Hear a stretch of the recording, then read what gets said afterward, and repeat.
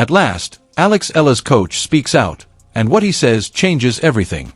He is tired of being silent after weeks of stress, rumors, and murmurs in the locker room. He is finally prepared to speak after seeing the fights, the tears, and the choices that no one dared to challenge. Fans' perceptions of the dispute are not accurate. It is deeper, darker, and much more intimate. Was it treachery? Was it burnout or something that nobody anticipated? After remaining silent for months, one voice is now being heard. The tennis world will never look at Alexa the same once he speaks. Because this is more than simply a declaration. It is an admission. There was only a dream before the uproar and the news.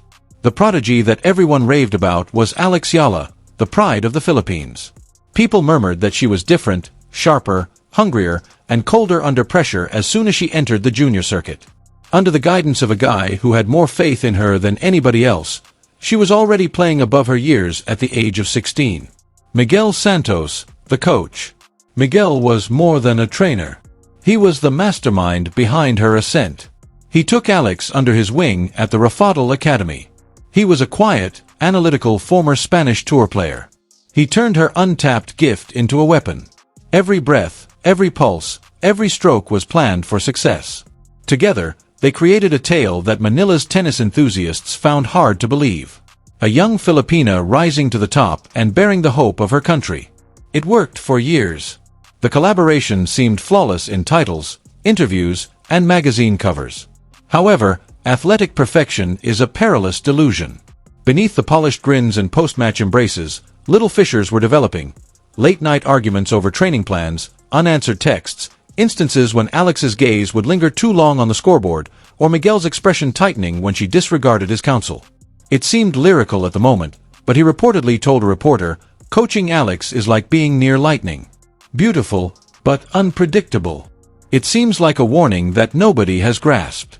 The strain increased as Alex's notoriety increased. Sponsors wanted her to appear in advertisements. The federation called for outcomes. Every defeat seemed like a betrayal. Every victory is like momentary respite. Miguel saw a shift in her quiet rather than in her skill. After practice, she stopped asking questions. After triumphs, her smile faded. The once celebratory girl was turning into a ghost of her aspirations. The 2024 season, which supporters often refer to as the breaking year, followed. Alex pulled out of a match in Dubai in March due to exhaustion. She abruptly missed a competition a month later. Social media began to buzz. Is Alex hurt? Her coach is where? There is a problem. The rumors became stories when Miguel failed to show up courtside at her subsequent event. However, the injury was not the reality. It has to do with trust. Alex and Miguel met privately in the locker room one evening after practice in Madrid. Witnesses reported hearing piercing remarks that hurt harder because they were intended to, rather than shouts. Alex reportedly said, "Do you even trust in me anymore?" Miguel remained silent. He just packed his notes and left. That evening, nobody heard them talk again. Neither side spoke for weeks. There are no declarations or denials, just the type of stillness that encourages conjecture. Supporters stood up for her. Some accused him. With her gaze colder than ever and her performances erratic, Alex attempted to play through the commotion. The identical thing was captured by every camera that focused on her. A champion lost focus. A warrior who has lost her rhythm. Critics referred to it as a confidence dip. Insiders referred to it as a power struggle. Whatever it was, the connection that had previously shaped her career was quickly disappearing. Because there is always something that the cameras cannot see behind the training clips and trophies. The instant a player begins to hear her own doubts instead of her coach's words. And there is when the real narrative starts. It started on a muggy afternoon in Rome with a little clay court competition that was designed to boost rather than undermine confidence. However, it would turn out to be a pivotal moment in both Alex's season and her relationship with the man who helped shape her. She had suffered a crushing 6-set loss in the opening set. Her gait was labored. Her timing was wrong. Her attention was elsewhere. Coach Miguel Santos silently observed from the stands. He just folded his arms, staring at his player like a guy observing something he no longer recognized, without making any gestures or shouting. After a double fault halfway through the second set, Alex turned to face him. He remained still. That moment of quiet captured on video served as the catalyst. Because the look of irritation on Alex's face when she turned back to the baseline spoke 1,000 tales, one of which fans took to mean treachery. She left without shaking his hand after losing the match. The cameras trailed behind. A microphone captured fragments in the tunnel, words too piercing to ignore. "You no longer had faith in me."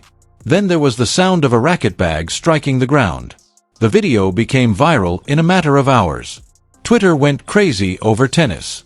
Did Alex just dismiss her coach in front of the camera? No one could dispute what they saw, even when some defended her by claiming it was the heat of the moment. A coach who remained silent as a player broke under duress. Tension has been rising behind the scenes for weeks. Miguel had been putting more pressure on her than before, eliminating rest days, double practices, and demanding that she relearn some of the behaviors she had picked up while competing in the WTA. Conversely, Alex had a sense of suffocation. She reportedly said, "I am tired of feeling like a machine. He trains me like I do not have a voice," in a private text that was then leaked to a journalist. A poisonous player-coach relationship was the subject of speculation by media outlets. Every expression was examined, every loss investigated. Miguel, according to others, was overly domineering. Others said that Alex had become too emotional, too arrogant, and uncooperative. Both variations quickly gained popularity. 2 days later, the actual trigger occurred. "Are you still working with Coach Miguel Santos?" a reporter asked Alex directly at a post-match press conference. She stopped, glanced down, gave a little grin, and then responded, "Next question, please." The quiet that followed her response for 5 seconds was louder than any comment. Without her uttering a word, it was the affirmation that everyone had been waiting for. Miguel, however, remained silent. He turned off interviews and avoided media appearances. He just said, "I will comment when it is time," in response to a Spanish newspaper's question about the alleged repercussions. Those 6 words went viral around the tennis world. "When the time comes, I will speak." The dispute then shifted from being about a match to being about the truth. Supporters took sides. Team Alex gained popularity by accusing Miguel of manipulating and utilizing antiquated techniques. Team Miguel retaliated, saying Alex had lost self-control and humility. What began as a coaching riff became a worldwide discussion on the cost of brilliance, burnout, and loyalty.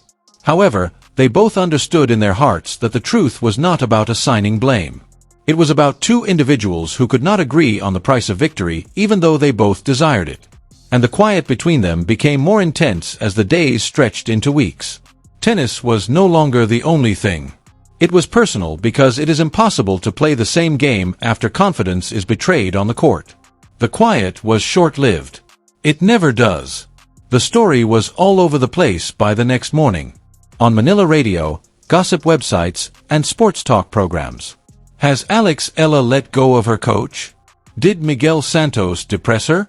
There were no inquiries in the headlines. They were constructing judgments. A loop of the Rome matches clips. Alex's gaze of frustration. Miguel's icy silence. That wall between them, unsaid. We examined each pause. Every shrug was examined as if it were a code. The world wants to witness the formerly flawless picture of togetherness crumble. As if it were a battle, fans choose sides. Some said that Alex was finally taking charge of her career and advocating for herself. Others called her ungrateful for betraying the guy who created her and accused her of being conceited. The fact that neither of them had spoken in public was irrelevant. The narrative was already prepared for them. The response was most severe in the Philippines. Television panelists discussed whether she had changed as a result of her celebrity. Interviews with former athletes focused on respect and discipline. Opinions, memes, and sentimental messages have taken over every aspect of social media. The best way to describe it was in a fan tweet. She is not a robot, she is 20. Coaches overlook the fact that athletes have emotions as well. Miguel Santos, meantime, had disappeared from view. People began reading between the lines of his last social media post, which was a picture of a sunset with the remark, "Some storms are designed to show the truth." It simply added gasoline to the fire. Was he implying remorse, treachery, or retaliation. Both sides were working behind the scenes to limit the harm. The management of Alex issued a cautious remark. Alex is still committed to her training and her long-term objectives. We will address any internal issues in private. It was polished, composed, and utterly unconvincing. But Miguel's silence spoke louder than words. There were rumors that he was getting ready to present his version of events to the public. Journalists were told in whispers by anonymous sources that the breakup was caused by tension, contempt, and even unsaid occurrences. It was the type of mystery that is so popular on the internet. Just pieces, no facts. As the weeks went by, Alex made an effort to proceed. She surprised everyone by bringing a new temporary coach to the Madrid Open. Covers her every step of the way. Is this going to last forever? Are you and Miguel done for good? She said, but all she could do was grin, a little practiced smile that fell short of her eyes. On the court, however, the stress followed her. There were muttering after each missed forehand. Every time she saw her new instructor, it made headlines. Additionally, the crowds clapping after her defeat in the second round seemed less enthusiastic and more curious than appreciative. Commentators began to say the words, "No athlete ever wants to hear. She's distracted." Sponsors hesitated. Interviews were cancelled. The controversy had escaped her control. It was now shaping her entire identity. And yet, somewhere in Morca, Miguel Santos was preparing for his moment. He'd been quiet long enough. He'd watched the world twist the story, question his name, rewrite his legacy. Now he was ready to speak, not in anger, but in truth. He sent a message to a journalist. "Tell them I'll talk, but only once, and when I do, I'll say everything." The announcement spread like wildfire. The man who built her, the man who vanished, was finally breaking his silence. And as the tennis world waited for his words, one question echoed louder than the noise. What could a coach possibly say that would change everything we thought we knew about Alexa? When Miguel Santos finally spoke, the world stopped scrolling. He chose the stage carefully. Not a flashy press conference, not a media circus, just a quiet sit-down interview streamed online titled simply My Truth. No sponsors, no PR team, no script, just him, tired, calm, but carrying the kind of silence that only comes after being misunderstood for too long. The interviewer asked the question everyone was waiting for. "Miguel, what really happened between you and Alex?" He took a breath, then said the words that set the tennis world on fire. "I didn't leave her. I was pushed away." It wasn't shouted. It wasn't angry, but it cut deep. He explained that over the last few months of their partnership, the dynamic had changed. Alex had started working privately with other advisors, ignoring parts of his training plans, canceling sessions without explanation. He claimed that when he confronted her about focus and discipline, she accused him of trying to control her life. "She's like family to me," he said softly. "But family doesn't mean you agree on everything. It means you tell the truth even when it hurts." That line became the quote of the week. Within hours, it was trending. My truth, Miguel. Some fans applauded him for his honesty, calling him a father figure and a true mentor. Others tore him apart, accusing him of emotional manipulation and public victimhood. They said he was using Alex's name for attention, trying to protect his reputation at the expense of a young athlete's peace. But Miguel didn't stop there. He continued, describing the pressure they both faced, the constant travel, media expectations, and the heavy hand of sponsors who wanted results at any cost. She was exhausted, he said. They wanted her to be perfect every day. I wanted her to be human.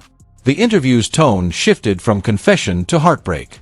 You could feel that he still cared for her, even in disappointment. He refused to speak badly of Alex, even when the interviewer pushed. She's not the villain, he said. She's just lost in a game that eats its own. But no matter how measured his tone, the damage was done.